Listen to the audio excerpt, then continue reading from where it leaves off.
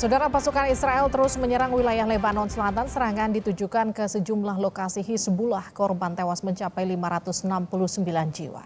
Serangan udara dilakukan Israel ke wilayah Lebanon Selasa malam. Militer Israel menargetkan sejumlah lokasi Hizbullah, termasuk fasilitas penyimpanan senjata yang memicu ledakan. Sementara militer Israel menyebut telah mengidentifikasi serangan yang ditujukan ke wilayah Tel Aviv oleh Lebanon pada Rabu pagi.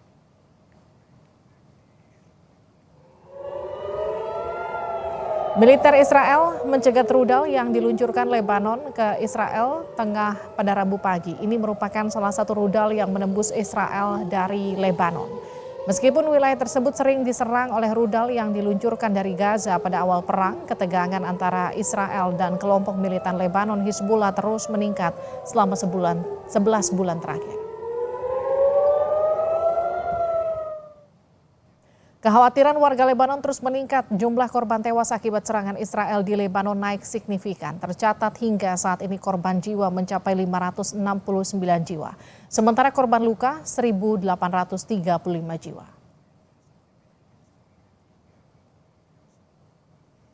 Perdana Menteri Israel Benjamin Netanyahu menyatakan akan terus menyerang Hizbullah.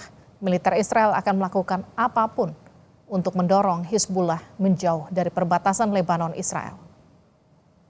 להכות בחיזבאללה. ואני אומר לעם בלבנון, המלחמה שלנו לא איתכם, המלחמה שלנו עם חיזבאללה. נסראללה מוביל אתכם לסף התהום. אמרתי לכם אתמול להתפנות מהבתים שבהם הוא שם לכם טיל בסלון ורקטה בגראז'. מי שיש לו טיל בסלון ורקטה בגראז' לא יהיה לו בית. Eskalasi serangan Israel ke Lebanon meningkat dan menyebabkan 569 jiwa tewas. Bagaimana perang ini bergulir dan nasib WNI yang masih ada di Lebanon. Kita akan berbincang dengan Yosi Aprizal, Ketua Ad Interim KBRI Beirut. Selamat malam Pak Yosi. Selamat malam. Selamat malam. Kita juga akan sapa Hasibullah Satrawi, pengamat Timur Tengah. Selamat malam. Selamat malam, Mbak. Baik, saya ke Pak Yosi dulu. Pak Yosi, jadi kondisi terkini WNI termasuk pasukan penjaga perdamaian kita di sana aman, Pak Yosi? Alhamdulillah aman semua, Mbak. Baik, ada berapa WNI kita di sana dan bagaimana upaya evakuasi WNI untuk sejauh ini, Pak Yosi?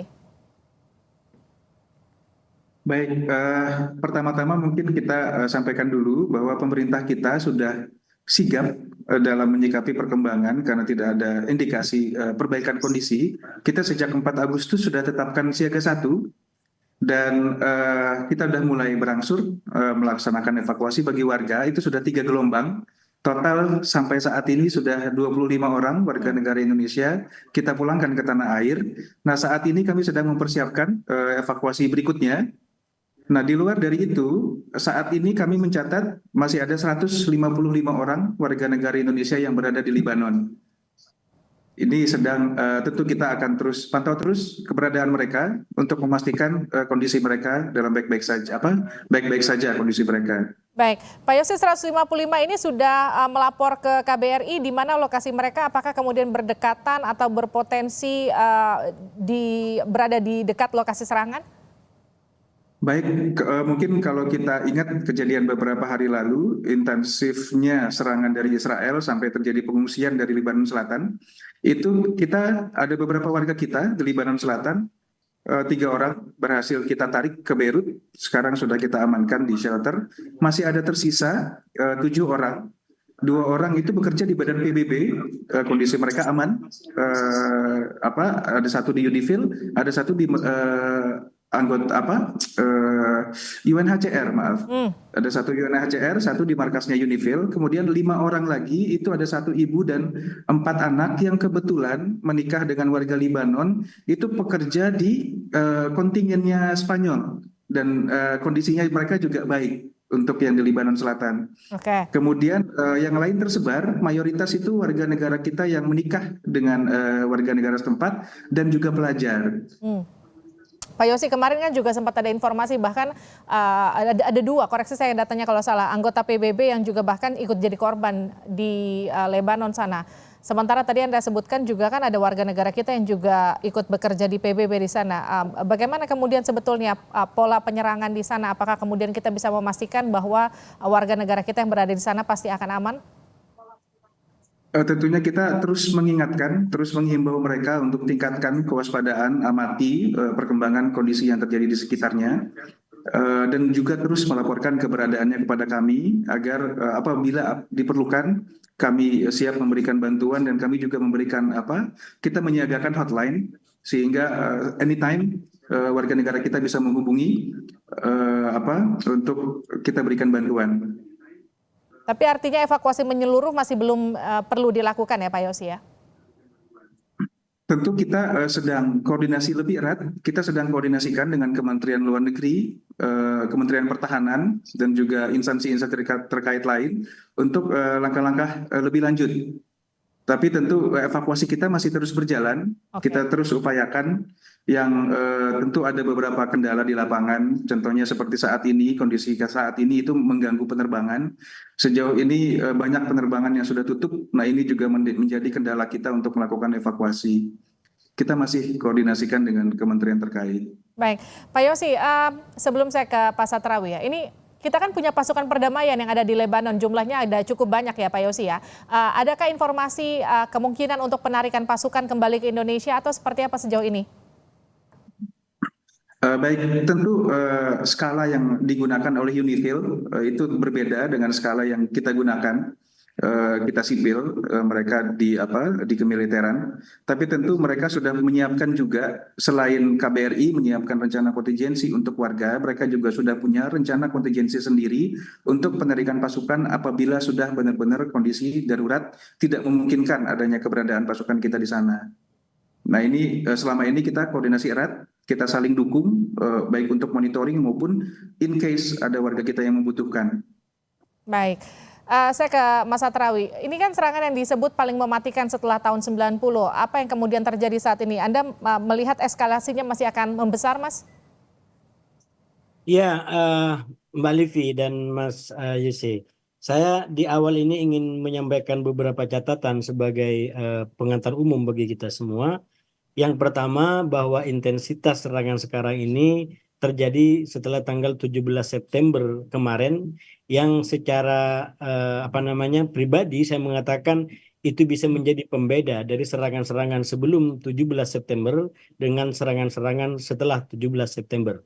Saya ingin mengatakan kalau 7 Oktober 2023 itu menjadi awal dari perang Israel dengan Hamas, bisa jadi 17 September 2024 ini bisa menjadi awal dari perang yang lebih besar di antara Hizbullah dengan Israel. Dan oleh karena itu kita sebagai orang Indonesia mestinya bisa memahami minimal dalam 3 poin penting menurut saya Mbak Livi. Yang pertama, kondisi Hizbullah ataupun Lebanon sendiri sebenarnya tidak terkait langsung dengan Hamas ataupun dengan Palestina atau bahkan dengan Israel.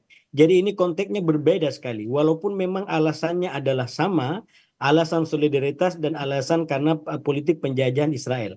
Jadi Hizbullah melakukan campur tangan dan melibatkan diri dalam serang menyerang dengan Israel semenjak krisis 7 Oktober 2023 sebagai bentuk solidaritas. Atau kalau dalam strategi mereka disebut sebagai strategi wahdatus sahah, bahwa perang yang dihadapi, musuh yang dihadapi adalah sama. Karena itu serangan terhadap Hamas itu dianggap juga serangan kepada Hizbullah. Dan begitu juga dengan kelompok-kelompok lain. Tapi secara hukum dan politik tetap berbeda di antara serangan Israel dengan Hamas dan serangan atau perang di antara Israel dengan Hizbullah. Karena tadi Hizbullah dan Lebanon secara umum tidak ada konflik secara terbarukan dengan Israel, kecuali memang setelah terjadi serangan 7 Oktober sebagai bentuk solidaritas tadi. Dan yang kedua, Mbak Livi, yang ingin saya katakan adalah Lebanon merupakan sebuah negara kecil yang mempunyai trauma konflik yang sangat-sangat mendalam. Ya, Lebanon pernah mengalami perang yang disebut sebagai perang saudara, Walaupun secara akademis banyak ahli mengkritik itu karena terlalu banyak faktor dan kelompok yang berbeda-beda di situ yang terjadi semenjak pertengahan 70-an sampai 90. Dan sekali lagi bagi bangsa Libanon, bagi warga Libanon atau bagi bangsa masyarakat Arab secara umum, perang itu perang yang sangat memilukan. Saya dulu cukup lama di Kairo, itu masih banyak lagu-lagu yang memberikan semangat untuk kebangkitan Libanon demi kemanusiaan, demi perdamaian, demi masa depan yang lebih baik. Itu sebuah upaya untuk memberikan semangat kebangkitan bagi Libanon, bagi Beirut yang dilanda perang cukup panjang sampai 15 tahun. Dan yang ketiga, nah ini konteks yang berbeda Mbak Livli, agak berbeda, sangat kontras dengan Hamas di Palestina. Friksi-friksi dan kelompok-kelompok politik di Libanon itu tidak sama seperti di Palestina. Walaupun mungkin memang di Palestina ada, katakanlah ada Fatah dan Hamas, tapi ketika Hamas diserang, minimalnya Fatah tidak sampai keluar menentang Hamas. Tapi saya lihat di Libanon bisa jadi pemandangan berbeda karena tajamnya dan banyaknya kelompok-kelompok politik. Dan itulah yang kemudian menjadi faktor dalam perang panjang disebut perang saudara yang terjadi beberapa tahun yang lalu. Nah, oleh karena itu kalau mengacu kepada latar belakang kelompok politik yang ada di Libanon, maka sangat mungkin adanya pendapat-pendapat yang berbeda dari politisi, dari tokoh-tokoh Libanon terkait dengan apa yang dilakukan oleh Hizbullah. Apakah warga Libanon mau semua untuk turut serta di bumi hanguskan oleh Israel? Karena logika saya bilang tadi satu medan perang bagi Israel, yaitu ketika Israel menyerang Hamas itu dianggap juga menyerang Hizbullah. Apakah akan diikutin semua oleh warga Libanon? Misalkan ini salah satu pertanyaan yang saya yakin warga Libanon juga punya pendapat yang berbeda-beda. Tapi artinya gini, kalau Anda melihat dari polanya tadi, kalau serangan terhadap Hamas itu dimulai 7 Oktober 2023, terhadap Hizbullah itu eskalasinya memuncak di 17 September. Anda melihat Lebanon akan menjadi Gaza baru? Sangat mungkin iya. Sekarang sebenarnya sudah berada di ambang itu. Jadi 17 September 2024 itu adalah fase di mana meningkatnya atau terbukanya front secara langsung di antara Hizbullah dengan Israel. Dan per hari ini sudah dilaporkan lebih daripada 500, bahkan dekat dengan 600. Ini adalah gejala angka-angka yang meningkat secara tajam, mirip dengan apa yang terjadi di Gaza pada awal-awal. Artinya apa? Kalau tidak ada upaya-upaya yang maksimal dari para pihak, dari negara-negara dunia, dari sistem dunia, untuk memaksa terutama Hizbullah dan juga Netanyahu untuk tidak semakin meningkatkan eskalasi ini, bukan tidak mungkin ini akan semakin terjadi yang disebut sebagai eskalasi konflik di Timur Tengah, dimulai dari konflik Gaza dengan Israel, lalu berlanjut menjadi konflik Israel dengan Lebanon. Oke, saya ke Pak Yosi. Pak Yosi, kalau mendengar penjelasan tadi dari Pak Satrawi, artinya ada potensi peperangan ini akan menjadi lebih besar lagi. Sejauh ini bagaimana kemudian koordinasi dengan Kemenlu terkait dengan upaya rencana untuk penarikan WNI kita dari sana, evakuasi secara besar-besaran? Kalau melihat potensinya seperti itu, banyak tadi Anda juga sempat katakan beberapa penerbangan atau bandara yang sudah tidak bisa berfungsi di sana. Baik, jadi tentu yang pertama kita mengharapkan warga negara kita bersedia dievakuasi saat ini. Saat ini kondisi relatif kita bilang masih sangat mudah untuk melakukan evakuasi. Kita harapkan bersedia saat ini. Apabila dalam kondisi yang sudah sangat darurat, kami, Kementerian Luar Negeri, Kementerian Pertahanan, dan kementerian terkait lain, kita sudah menyiapkan rencana kedaruratan beberapa moda untuk evakuasi. Jenis kendaraan yang akan kita gunakan, mulai dari apabila masih menggunakan pesawat ataukah kapal laut, atau bahkan kita sudah juga menjajaki beberapa opsi jalur darat ke negara-negara terdekat. Tapi tentunya kita tekankan, kita harapkan warga bersedia untuk dievakuasi saat ini, tidak menunggu nanti kondisi sudah pecah, sudah sulit sekali untuk bergerak, baru kita bersedia untuk evakuasi. Ini tentu kondisinya akan sangat sulit. Itu yang mungkin kita harapkan kepada warga kita untuk terus mempertimbangkan kembali posisi mereka saat ini. Baik, terima kasih Pak Yosi, terima kasih Mas Satrawi telah bergabung bersama kami di Sapa Indonesia Malam. Sehat-sehat Mas Yosi di sana bersama warga negara Indonesia kita ada 155 orang yang masih ada di Lebanon.